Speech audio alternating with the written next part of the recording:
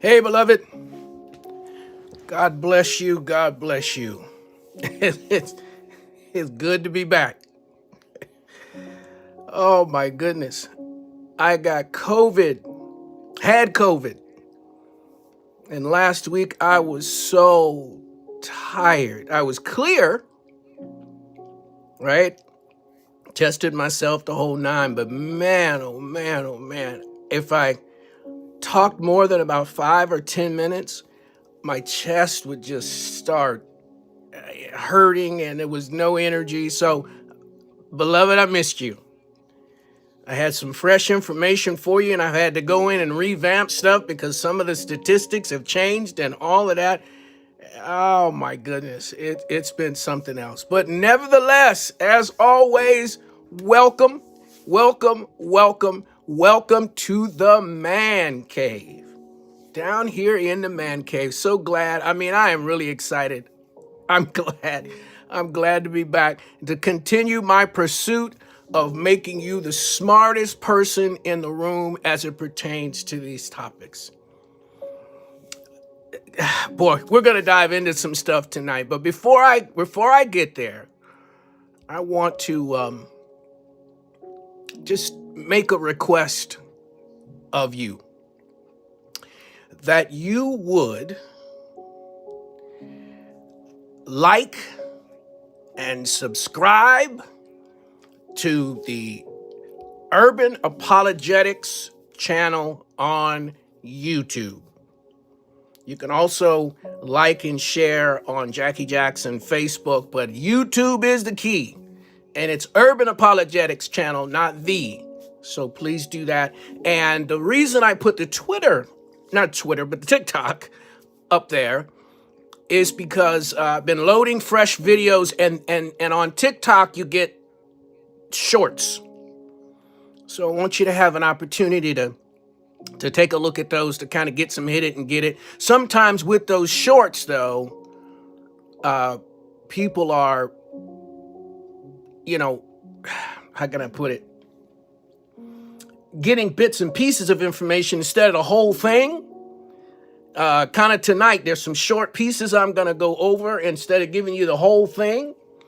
And it's easy when you don't get the full picture in certain parts, and there's no way to move on to new information if I don't do it that way.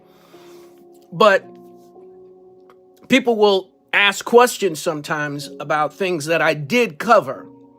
And so, anyway, it's still a way to gather some of the information, but just a reminder that on YouTube, there are full versions.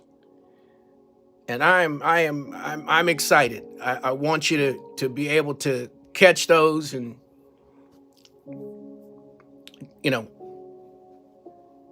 learn and be a knowledge junkie like me when it comes to this stuff. Can't get enough of it. As a matter of fact, I have been trying to move on to new information. Well, that's actually not true. Let me. I have been trying to conclude this. This was designed to be 4 messages, 4 lessons, 4 lectures. And this is number 6. And I've been putting in bits and pieces of things that I've talked about before, but still haven't gotten to a conclusion. But let me say what I always say. This is adult story time. This is not for the kids at all. All my videos on YouTube are marked not for kids. Okay, we're going to have some adult conversations. And yeah. I showed you some things week before last, and I think the week before that too. There are kids waving white flags. A kid with his grandmother. Grandmother was a sniper, killed her. Another video where there was a child who was 3, shot by a sniper. And he's reaching for help. And people are undercover, but nobody could run out because they were indiscriminately shooting anything that moved. This is genocide. And I think, or know, that once the stories are fully told, you're going to hear about atrocities that will just absolutely turn your stomach. Now, I have, and I invite you to do this as well, there is information from foreign sources.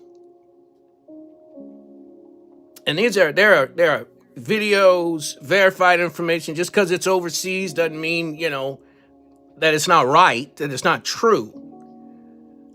And if you've watched my videos, I verify the sources as best I can. I try to vet everything to make sure it's accurate once I say it to you. And so some of the things that I'm finding, I really have to spend time in prayer because it's painful. And what's amazing to me is how many people are deceived. We've been conditioned to support Israel no matter what. And I understand that. That's been your upbringing and your teaching. And it's hard to make that shift. I had a conversation with somebody on Facebook this week that looked at my stuff and said I'm anti-Semitic. And my answer was simple. Refute the evidence. It's evidence-based teaching. I don't have a dog in this fight on either side. As a matter of fact, if I did, my bloodline dates back to the Ashkenaz. If I was going to take a side, I might stick with my own bloodline. But I'm after the truth. My sense of justice will not let me ignore many of the things that I'm seeing and hearing. Are you with me so far? So let's do a couple pieces of history. And tonight, I'm going to let other people speak in some ways more than me. You'll see what I mean by that. I've got more videos for you. It seems like over the past maybe 3 times we've been together, I've kind of let other people bring evidence to you and then talk about those things on the other side more than I would normally do. So let's finish this little piece of our conversation here. 1946, Israel comes to, let me get that out of your way. Sorry, guys. 1946, World War II is over. Israel's decimated.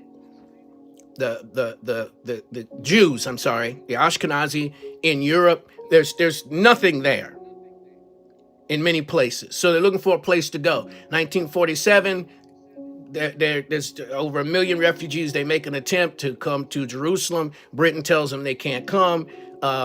They end up, America tells them, you take in 5% of immigrants. We take in 5% of immigrants. But these people have to go somewhere. Not that they hadn't been trying before, but this is in mass.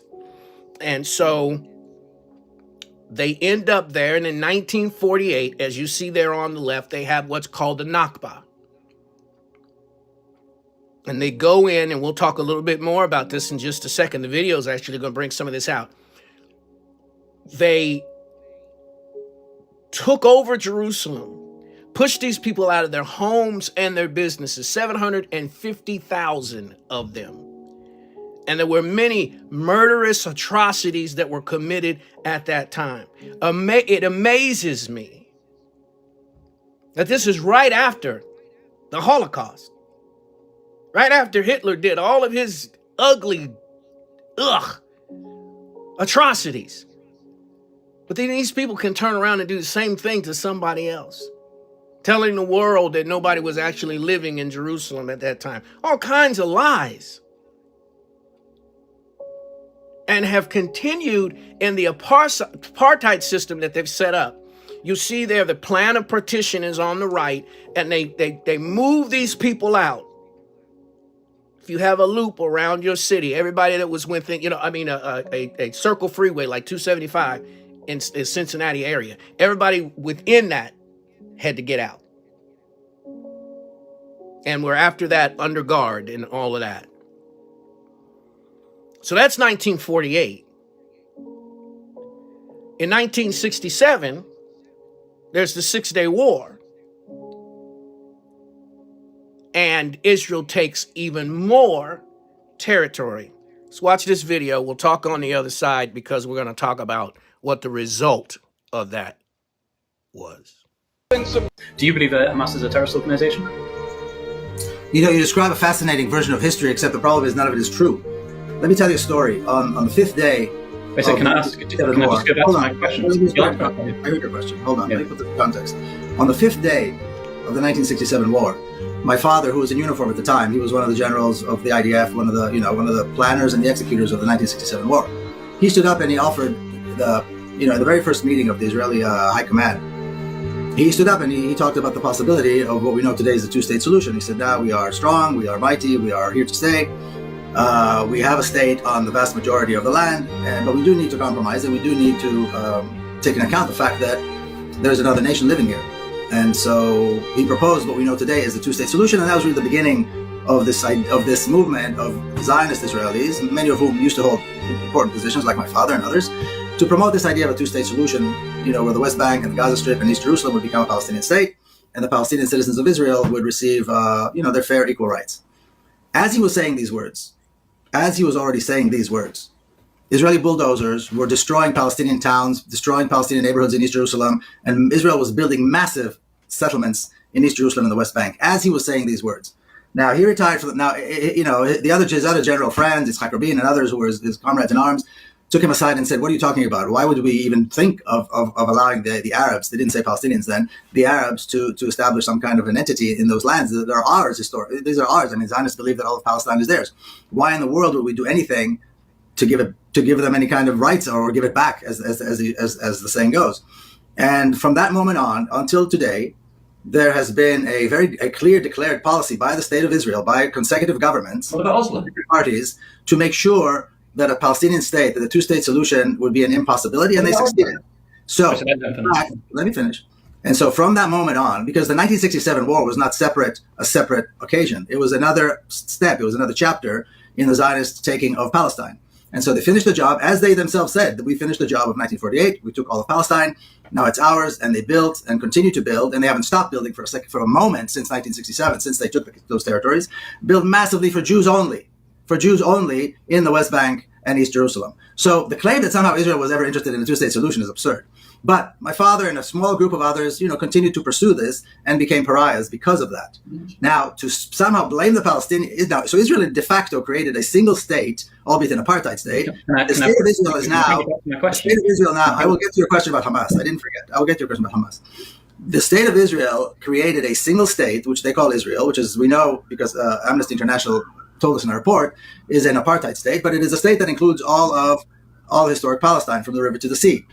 When Palestinians talk about a single state from the river to the sea, Zionists like yourself, who had never 1 second supported the idea of a two-state solution when you could have, are up in arms. How dare they want a single state? When Israel has been actually creating a single state, when the Zionist movement created a single state with rights only for Jewish people at the expense of Palestinians, with millions of Palestinians living in, languishing in refugee camps, with people in the Gaza Strip being bombed on a regular basis for decades. This is not new. This savage genocidal attack that we're seeing right now in the Gaza Strip with thousands of civilians being killed is nothing new. You're talking about babies being burned and beheaded. What do you think happens to babies who are in buildings when these massive bombs fall on them? Do you not think their bodies disintegrate? Do you not think their heads are beheaded? And there are thousands of babies that have not yet been found because they're in the rubble suffocating to death because of policies that you support. So you have no right to talk about terrorism because you are a supporter of terrorism. Israel is the perpetrator of terrorism. Hamas is a legitimate resistance organization.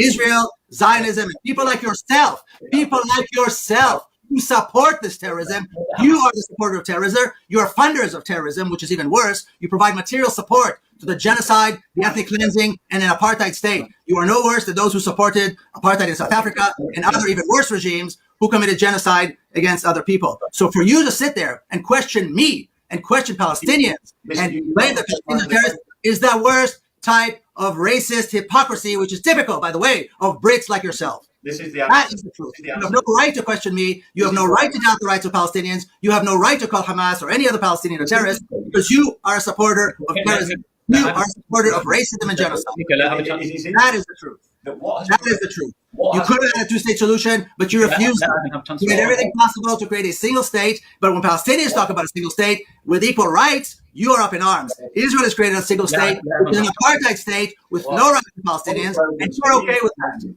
And you are okay with that. You're okay with an apartheid state. You're not okay with a state with equal rights. Yeah. There's a lot there to unpack. A lot of history that's there. And I would suggest that you watch this video again and that part of the video again. So here is, I have to be brief with this. I've talked about this in other videos. The Ashkenazi Jews, understanding for my critics, yes, there are other Jews, Sephardic Jews and all of that, the Falasha, Beta Israel. Yes, there are other Jews in Jerusalem, in Israel. But the controlling party, the Zionists, those that are specifically from the Germanic area are the Ashkenaz. That's who we're dealing with. That's who Benjamin Netanyahu and his whole cabinet, that's who they are. So you don't have to tell me that there are other types. I'm talking about who's running things. Genesis chapter 10, verse 3 shows that the Ashkenaz, let me say this first. The video was talking about that Israel has a right to Palestine. I've heard many people say that that's what makes this okay because they're just coming home. Genesis chapter 10, verse 3 say that the Ashkenaz by name descend from Japheth, Japheth. All right? They're not in Shem's line, so you can't talk about anti-Semitic. They're not Semites. All you have to do is just Google Table of Nations. Get you a graphic that shows who's who. You will see them.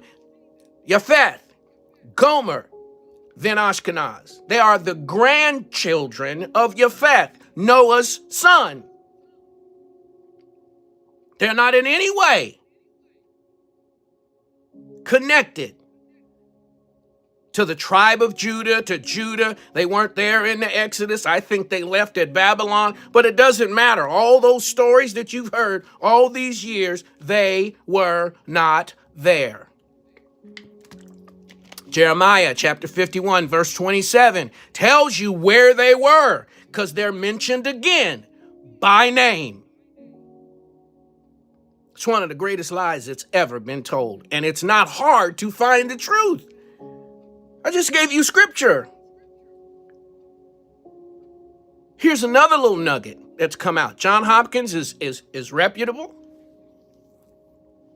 and they are saying in their study, 97.5% of Judaics living in Israel have absolutely no ancient Hebrew DNA.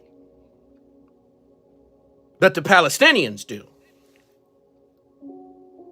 The Limba tribe in the northern part of South Africa, black-skinned people, not only have the specific Y chromosome that dates them back to the Hebrew family, but several of them have the specific DNA genetic code connected to the Levitical priesthood. See, science can do that now. I've heard on more than one occasion that the people of Israel don't do, 24andMe and all what that stuff is. Now, I heard it's not legal. I heard that it is. I read some different things. I'm not sure. But Johns Hopkins did a genetic study. 97.5. It ain't your land because you're not connected to Shem. You are not Hebrew. That's a lie. And that lie you protected over and over and over again. And if somebody can get me past Genesis chapter 10, verse 3, I'm teachable. Just let's get past that. I got other verses. Isaiah, Ezekiel, I've got other verses. But let's just get past that one that shows in the genealogical line of Shem that would lead to David, Abraham, David, Jesus. No connection whatsoever.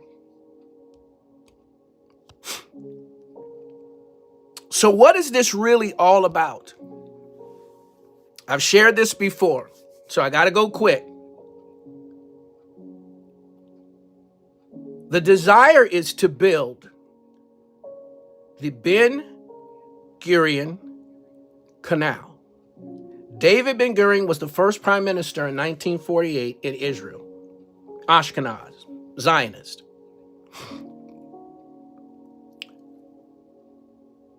France, Great Britain, and the United States are in on this. When you start asking, why is the United States supporting Israel and the atrocities, the genocide that's going on right before our eyes? It was initially 62% on October the 7th said, the reason that Hamas is doing what they're doing is because they're living under an apartheid situation and have no choice, have tried other avenues. And I've talked about that in other videos. Got to move quickly, man. I really want to go back over this because I don't know if you're starting off with the sixth one and not all the detail from the other. But they tried other methods. I'm not saying that it was right to kidnap people and kill folks and all of that. We're going to deal with some of that in just a second, too, because there's a lie connected to some of that. But nevertheless, that was wrong. But it didn't come out of nowhere. As Mark Lamont Hill says, the stuff doesn't come out of nowhere. But the reason for the guns, the support, the things that are being allowed to happen to innocent people is they want to build that canal to rival the Suez Canal. But if you look at the map, in order to do it, you have to go right through northern Gaza so nobody can be there.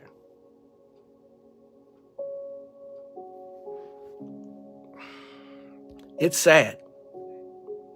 But look some of these things up for yourself. Just explore it. Just explore it. I know it's different from what you've always heard and all of that, but just explore it. Zionism is terrorism. That's what the man was trying to say just now in the video. Zionism is terrorism. These people arrogantly believe that they're better than these folks. All right, another quick part. This part has been in several other videos. I'm just giving credit. This is where this information is coming from. Look at these statements. I'm going to read them and I have to move on. An entire nation out there that's responsible. It's an entire nation out there that's responsible. This is Israel's president saying this. All of Palestine is responsible?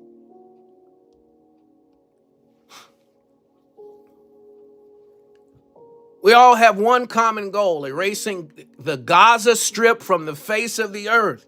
These aren't old statements, people. Beloved, this is the way that the leaders who are making decisions about who's living and dying, the bombs they're dropping, these are statements that they're making. They're telling you their intent.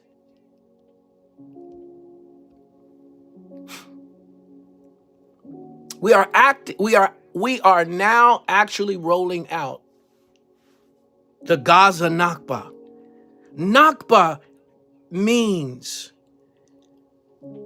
the destruction, the catastrophe.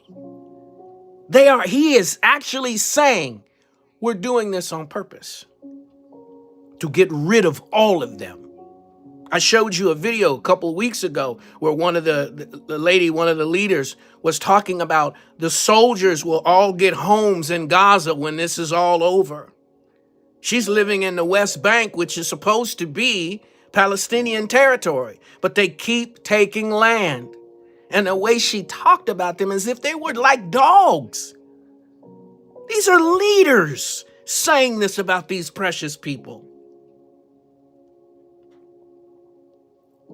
Listen to this statement. This is very short, but I think you're saying it's only been one civilian that's been killed for one Hamas terrorist in Gaza? Yes, that's exactly what I'm saying. Yes, we've killed and wounded over 20,000 Hamas terrorists. Out of that, about 12,000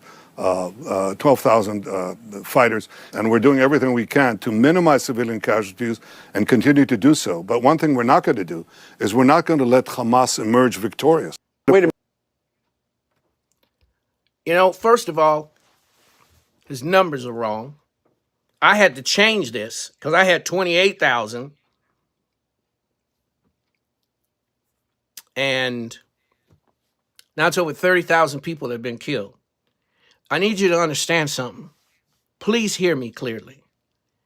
Hamas only has 30,000 soldiers.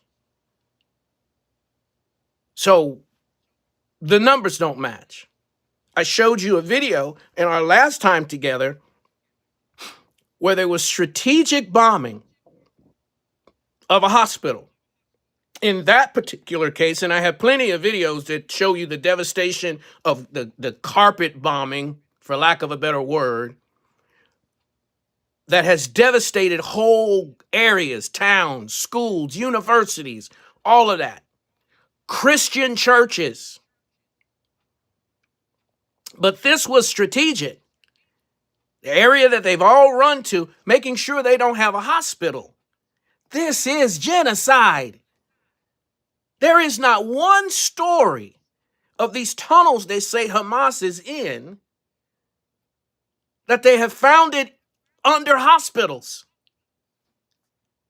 And what sense does that make anyway? Wherever you are watching this, if you have a hospital in your town, if there are criminals that are down in the basement, that means everybody above, all however many floors, should die. Come on. Come on.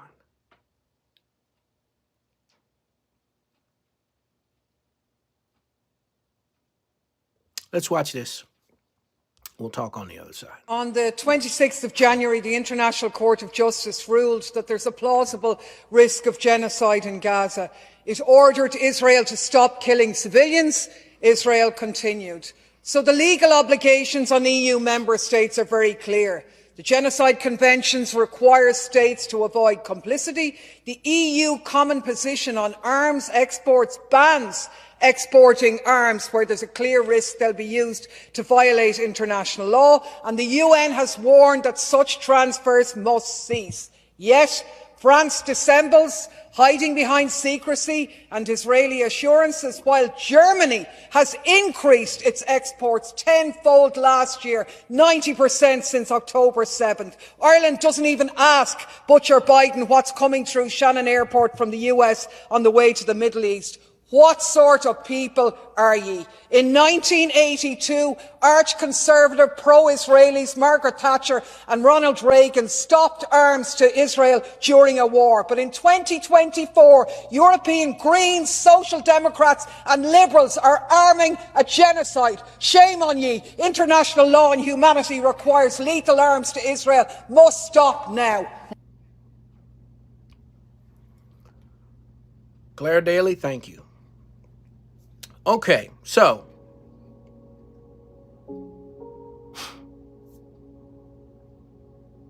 as I used to tell my congregation, you need to strap in for this one. This information,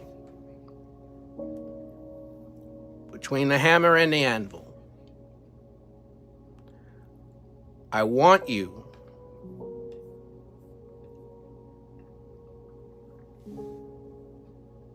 to look this article up, because I can only give you pieces of it. The New York Times created an article using Anat Schwartz, who is not a professional journalist. She is Israeli.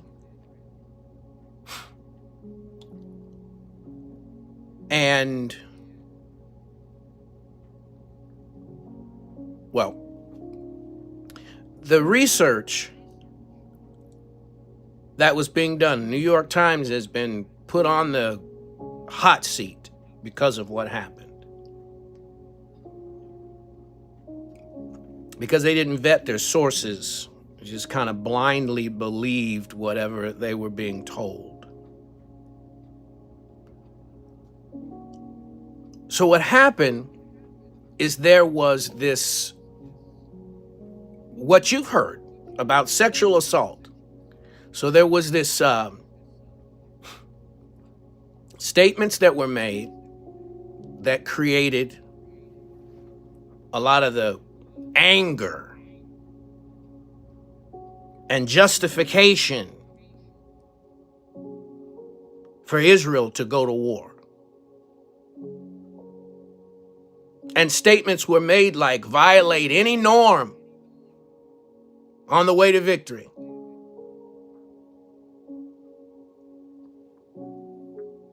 Those in front of us are human animals who do not hesitate to violate minimal rules.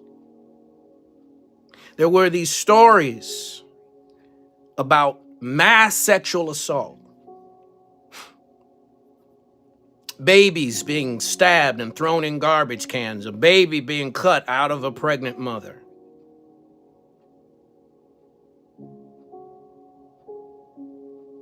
Stories that painted this picture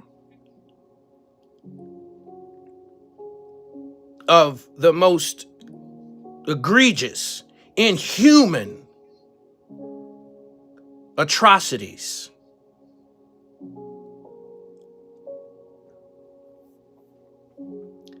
And all of it has been proven to not be true.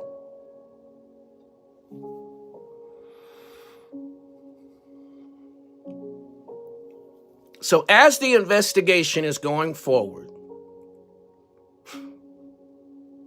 Schwartz begins her work on the violence of October 7th, where one would expect by calling around the designated Room 4 facilities in 11 Israeli hospitals to examine and treat potential victims of sexual violence, including rape. So as she's checking these places, and this is a long article, man, I'm almost done with this piece.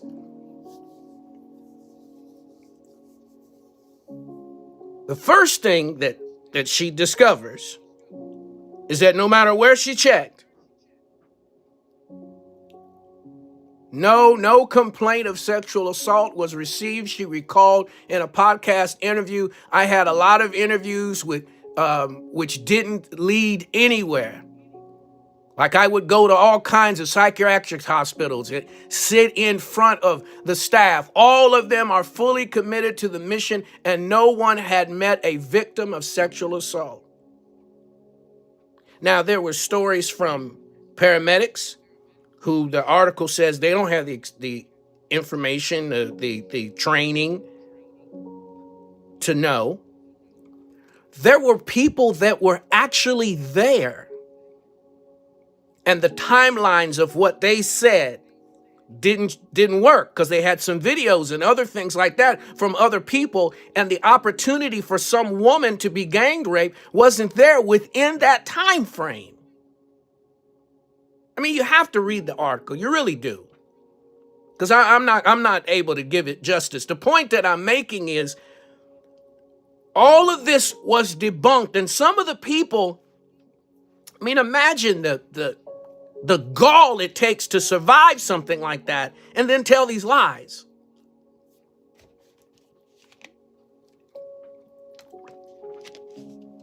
But that's the thing that got us all fired up. You start talking about women and children and all of that. Not that October 7th wasn't wrong. That's not what I'm saying. But the thing that really got us all going is when you start hearing about women and children and rapes and sexual assault and all of that, man, that fires us up. Because that's the group that you want to protect. Stories about two girls being taken into a house and sexually assaulted, and finding out that these things never happened. People with reputations for telling lies got on the news and said whatever they wanted to say about the sexual assault, and it got debunked. Please read the article. New York Times, they ended up with egg on their face. One of the editors wanted to step down. They tried to come up with excuses for it, but he knew this stuff hasn't been properly vetted. But it got out there for you to read. And I'm surprised at them because I have a lot of admiration for the New York Times, but not this time.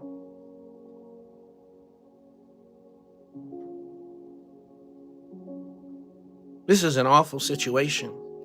But a part of this lie has been the excuse for this genocide, to make it look like these people deserve it. It's just like a black person, when a unarmed black man gets shot by a cop, the first thing they want to do is look at his record, or his parents, or the neighborhood, or something. We have to dehumanize this individual, which these folks have been doing, the Ashkenaz have been doing for generations. See, they just thought the rest of the world was going to see these people the same way that they do. And that's not the case. Right is right and wrong is wrong. It's not a matter of taking a side. It's a matter of the truth.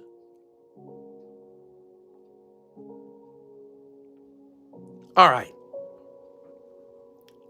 Let's talk about some of the problems with ceasefire. This is a good video, and we'll talk on the other side. Harja, today marks the 124th day of Israel's war in Gaza. This was never a war of defence. It's being executed as a war of ethnic cleansing against the Palestinian people, not only in Gaza but also in the West Bank. A war of genocide, which has been broadcast and recorded in real time by the victims of that same genocide. Gaza is now a graveyard for children, a cemetery for international law, and it will be forever remembered as the place when so-called Western democracies stood back and were complicit with an attempt to annihilate the Palestinian people, their society and their culture. Gaza and the West Bank and the occupation of Palestine have become the most defining moral and humanitarian issue of our time. The daily atrocities, massacres and carnage are mind-numbing and they're soul-destroying. Akharja, there is no coming back from this. The actions of the aggressors have crossed every conceivable diplomatic, legal and political boundary. Israel's war in Gaza screams a question for the international community and for us all here in Ireland. What side are you on? And there are no grey areas or blurred lines. Tonight we assert clearly that we in this room in Belfast are not neutral. We know what side we are on, because we stand for international law, universal rights and human dignity. We will not hold back from using whatever leverage we have as a party on behalf of our Palestinian sisters and brothers. And we call on the Irish government and all Irish politicians who travel abroad this St. Patrick's Day period to do exactly the same. Whether at home or abroad, all Irish influence must now be mobilised on behalf of Palestine. We must not be silent. We will ensure the plight of the Palestinian people is spoken of and heard everywhere. We refuse to stop talking about Palestine. Akharja, Irish Republicans are deeply proud of our history and struggle with the Palestinian people. The bonds between our national struggles have existed for many decades, and they are unbreakable. And while we are closer now than at any time in our history to the achievement of Irish self-determination and independence, Sinn Féin is clear. Our own freedom in Ireland will ultimately be incomplete without the freedom of the Palestinian people.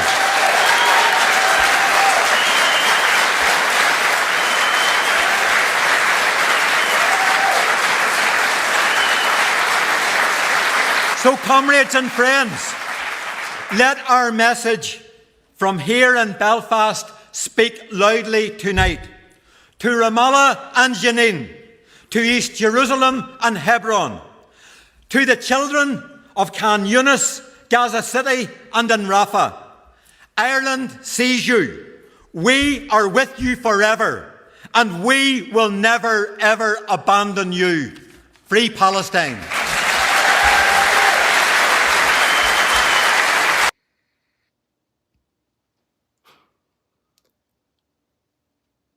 So, internationally,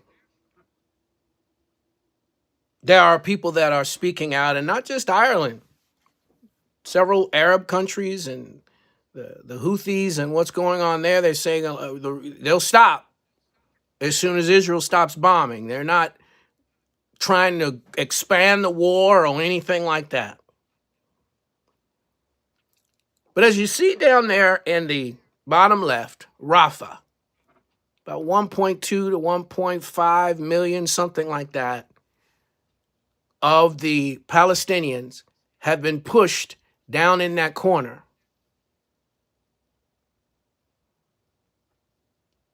And since this is the goal, they've just about pushed them out.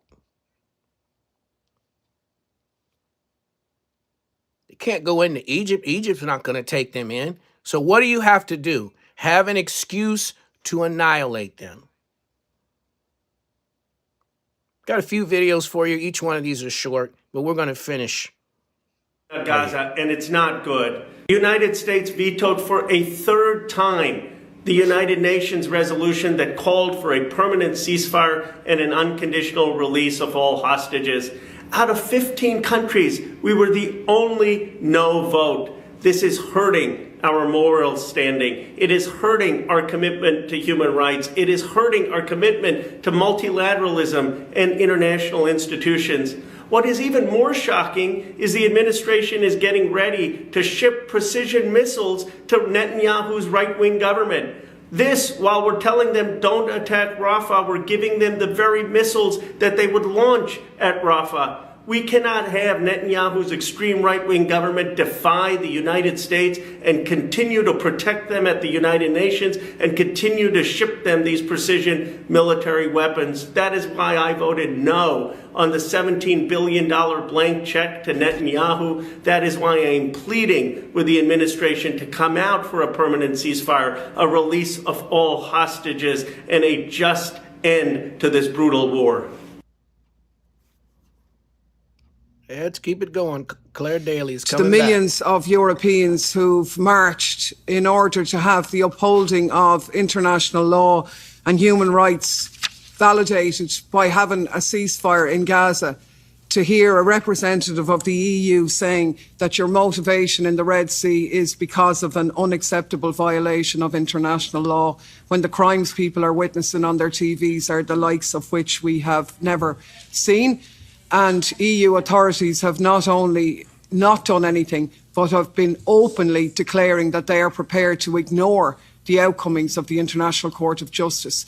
So how is that upholding international law? And is the lives of people not more important than commerce?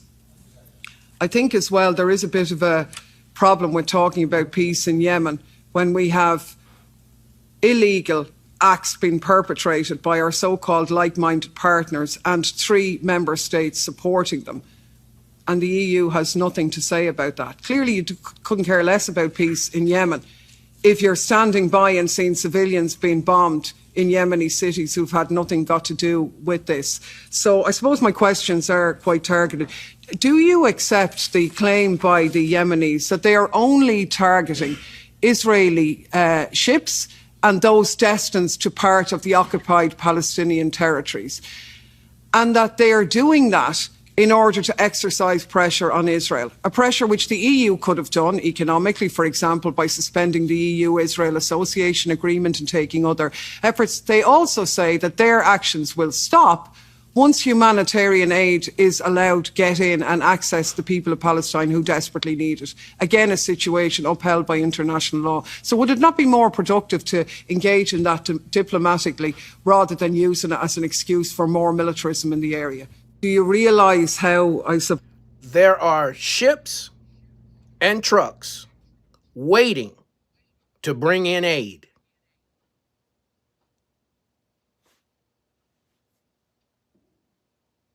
For the innocent, why wouldn't you allow that? This is at the Grammys. I mean, the Oscars. Sorry. I don't like to date my videos, but this was just last night. Our film shows where dehumanization leads at its worst. It shaped all of our past and present. Right now, we stand here as men who refute their Jewishness and the Holocaust being hijacked by an occupation which has led to conflict for so many innocent people. Whether the victims of October the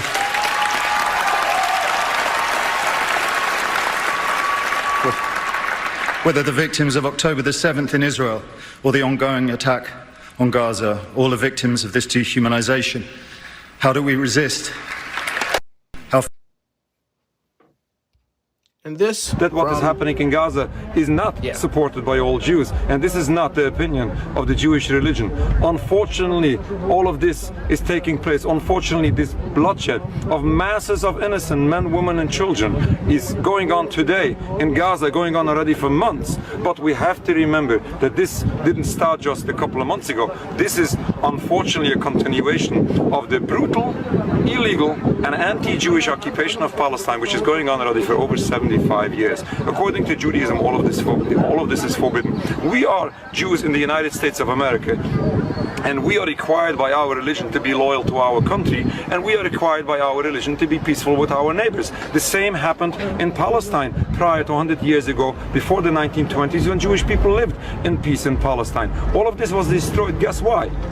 Because of the occupation of Palestine, not because of difference of religion, not because just people hate the Jews. Yes, anti-Semitism is a true concept, but in the case of Palestine, this was not the situation. Unfortunately, the peace in Palestine was destroyed because of this massive rebellion against God and this occupation of Palestine, the oppression of an entire people. In order to see a better future, we have to stop this in its entirety. We have to wake up and realize that what is going on in Palestine is wrong, is criminal, is anti-Jewish, is a rebellion against God, and does not favor anyone involved.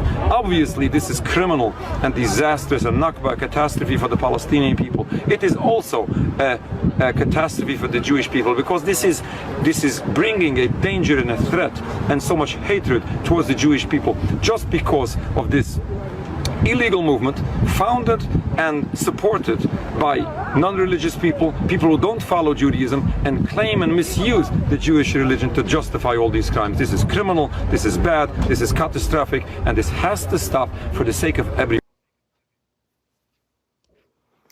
So it is my hope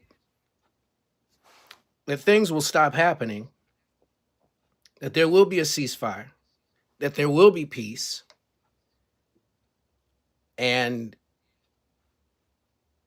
I guess, number one, I can conclude this. That's not what's most important. But that lives will be saved and protected, and all of these atrocities will clearly be exposed so that they never happen again. Benjamin Netanyahu said he doesn't want a two-state solution. That part you saw in the video, I mean, that's the way they feel. They want to eliminate these people, not coexist with them. Just think if you had to go through 4 checkpoints just to go to work every day. Or on your way home, you've done nothing and you just get arrested. because Palestine is also asking for, I mean, they have imprisoned women and children for almost no reason. What was a 6, 7-year-old done against Israel that they should be? Come on. Yeah, it's wrong that Hamas is holding people prisoner, but Israel has even more than they have. When you only hear one side of the narrative, and you've already been conditioned through media over and over and over again to think that anything that's said against the Ashkenazi Jews that are controlling Israel is wrong. You can't even open your mouth, but you've been conditioned and you don't have a problem with opening your mouth to say something that's derogatory, negative, true, because they come after you with everything they've got. We need to write, R-I-G-H-T, this story so that we can pray for peace with knowledge of what's really going on, what this is really about.